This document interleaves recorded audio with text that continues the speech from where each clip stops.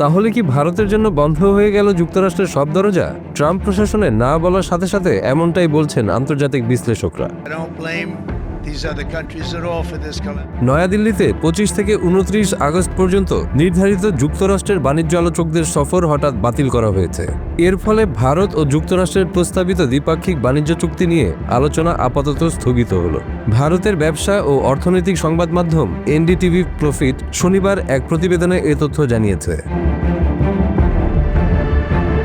এই সফর বাতিল হওয়ায় 27 আগস্ট থেকে কার্যকর হওয়া অতিরিক্ত আমদানি শুল্কের আগে কোনো রকম সমঝোতার সম্ভাবনা আর থাকল না। ফলে ভারতীয় পণ্যের উপর যুক্তরাষ্ট্রের নতুন করে আরোপিত শুল্ক চাপ এখন অনিবার্য হয়ে দাঁড়াচ্ছে।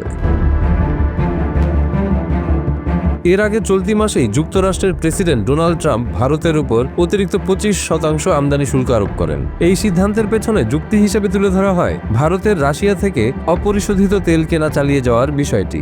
এই পদক্ষেপে দুই দেশের মধ্যে কূটনৈতিক ও বাণিজ্যিক উত্তেজনা আরও বেড়ে গেল। 27 আগস্ট থেকে কার্যকর হতে যাওয়া নতুন এই আমদানি শুল্কের ফলে কিছু ভারতীয় রপ্তানি পণ্যের ওপর শুল্ক বেড়ে 50% পর্যন্ত পৌঁছাবে, যা যে কোনো মার্কিন বাণিজ্য অংশীদারের ক্ষেত্রে অন্যতম সর্বোচ্চ। বিশেষজ্ঞরা বলছেন এই ধরনের শুল্ক কাঠামো ভারতীয় রপ্তানিকারকদের জন্য মারাত্মক প্রতিকূল পরিস্থিতি তৈরি করবে। দুই দেশের মধ্যে 5 দফায় বাণিজ্য আলোচনা হলেও কোনো সমঝোতায় পৌঁছানো সম্ভব হয়নি। মূল দ্বন্দ্বের বিষয় ছিল ভারতের কৃষি ও দুগ্ধ খাতের বাজার যুক্তরাষ্ট্রের জন্য উন্মুক্ত করা এবং রাশিয়া থেকে তেল কেনা বন্ধ করা। যুক্তরাষ্ট্র এই দুটি বিষয়ে স্পষ্ট অবস্থান নিলেও ভারত তা মেনে নিতে অস্বীকৃতি জানায়।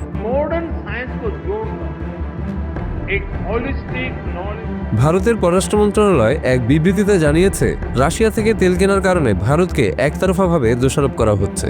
যুক্তরাষ্ট্র ও ইউরোপীয় ইউনিয়নের দেশগুলো এখনও রাশিয়া থেকে নানা পণ্য আমদানি করলেও শুধু ভারতের ক্ষেত্রে শাস্তিমূলক ব্যবস্থা গ্রহণ পক্ষপাতমূলক ও অন্যায্য।